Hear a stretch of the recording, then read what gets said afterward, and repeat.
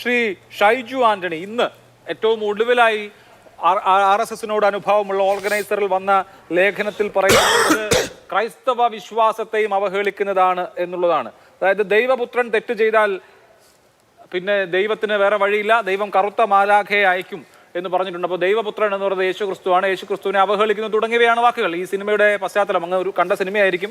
പ്രധാനപ്പെട്ട നേതാവിൻ്റെ മകൻ ആണ്, അതായത് ജതിൻ രാംദാസ് എന്ന കഥാപാത്രം തെറ്റ് ചെയ്തു എന്നാണ് ഉദ്ദേശിക്കുന്നത്. അപ്പോൾ ഇത് ദൈവപുത്രൻ എന്നത് യേശുക്രിസ്തുവിനെ ഉദ്ദേശിച്ചാണ്, പിന്നെ ലൂസിഫർ എന്നുള്ളത് പിശാചാണ്, അതുകൊണ്ട് ഇത് സാത്താൻ സേവയുമായി ബന്ധപ്പെട്ട കാര്യങ്ങളാണ് എന്നൊക്കെയുള്ള ആരോപണമാണ് ഉയർത്തുന്നത്.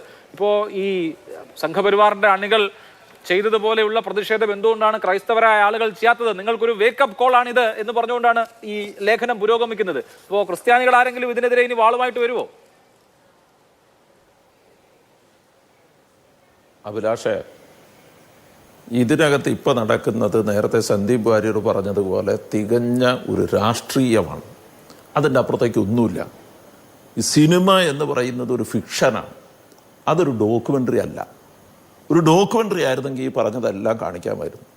ഈ സിനിമയിൽ എവിടെയെങ്കിലും യഥാർത്ഥമായ ഒരു ദൈവത്തെ കാണിച്ചിട്ടില്ല. ഈ സിനിമയിൽ എവിടെയെങ്കിലും ഒരു ദൈവപുത്രൻ എന്ന് അതിനകത്ത് പറഞ്ഞപ്പോൾ ഈ ജിതിൻ രാംദാസിനെയാണ് പറഞ്ഞതെന്നും അതിന് മുമ്പുണ്ടായിരുന്ന ആളെയാണ് സൂചിപ്പിച്ചതെന്നും ഒക്കെ മനസ്സിലാക്കാനുള്ള സാമാന്യ ബോധം ഇവിടെയുള്ള എല്ലാ ക്രിസ്ത്യാനിക്കും ഉണ്ട്. അതിനെ ആരോപിച്ചങ്ങോട്ട് ദൈവപുത്രനെ ആരോപിച്ചങ്ങോട്ട് ക്രിസ്തുവിൻ്റെ നേരേക്ക് ആക്കേണ്ട ഒരാവശ്യം അതിനകത്തില്ല. പിന്നെ നമ്മളെന്താ ചെയ്തുകൊണ്ടിരിക്കുന്നതെന്ന് വെച്ച് കഴിഞ്ഞാൽ നമ്മുടെ ഒരു രാഷ്ട്രീയത്തിൻ്റെ ബലത്തിന് വേണ്ടി എന്തിനാണ് ഒരു ഫിക്ഷനെ ഒരു ഡോക്യുമെൻ്ററിയാണ് എന്ന തരത്തിൽ വ്യാഖ്യാനിക്കുന്നത്?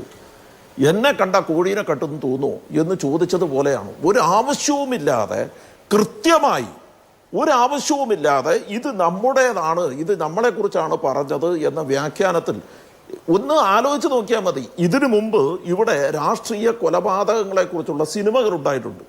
ആ കൊലപാതകങ്ങളെക്കുറിച്ചുള്ള സിനിമകൾ ഉണ്ടായപ്പോൾ ആ കൊലപാതകങ്ങൾ ഉണ്ടാകാനുള്ള കാരണങ്ങളെ തേടി ആ സിനിമ പോയിട്ടില്ല. ആ സിനിമയ്ക്ക് ആവശ്യമായ പശ്ചാത്തലം മാത്രമാണ് എടുത്തത്. ഓരോ സിനിമയ്ക്കും അതിനാവശ്യമായ പശ്ചാത്തലം എന്തെന്ന് എഴുത്തുകാരനാണ് തീരുമാനിക്കുന്നത്. ഈ കാലഘട്ടത്തിലാണ് ഒരു വടക്കൻ വീരഗാഥ ഇറങ്ങിയിരുന്നതെങ്കിൽ ഈ മമ്മൂട്ടി എന്ന് പറയുന്ന ഒരു ചന്തുവിനെ കയറി വിശുദ്ധനാക്കി എന്ന് പറഞ്ഞ് ഇവിടെ എന്തു വലിയ കലാപം ഉണ്ടായേനെ. അത് അന്നിറങ്ങിയതുകൊണ്ട് വലിയ കുഴപ്പമുണ്ടായില്ല.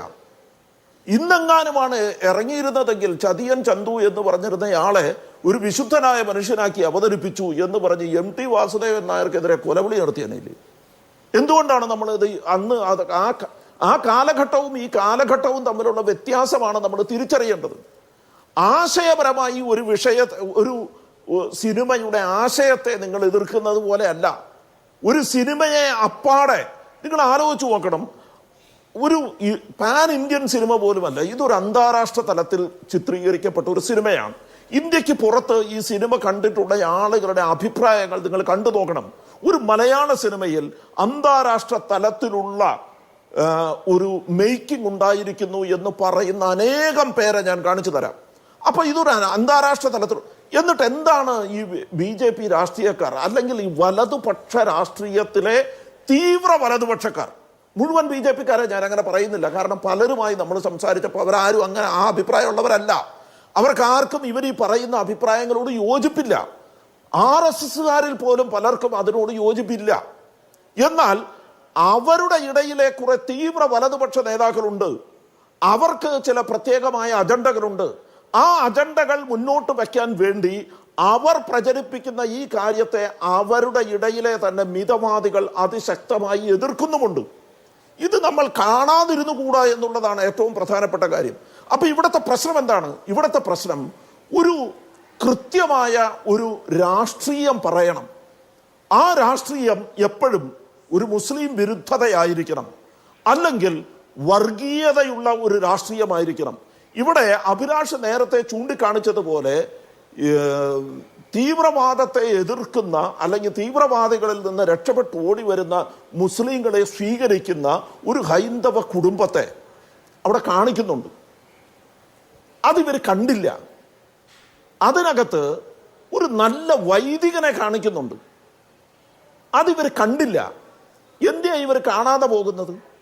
അതിനകത്ത് ഈ സയ്യിദ് മസൂദ് എന്ന് പറയുന്നയാള് തീവ്രവാദത്തിനകത്ത് ലഷ്കർ-ഇ-തൊയ്ബയുടെ അകത്ത് നിൽക്കുമ്പോൾ അവർ വിളിക്കുന്ന മുദ്രാവാക്യം വിളിക്കാതെ അയാൾ മാത്രം ചുണ്ടനക്കാതെ നിൽക്കുന്നത് കാണിക്കുന്നുണ്ട്.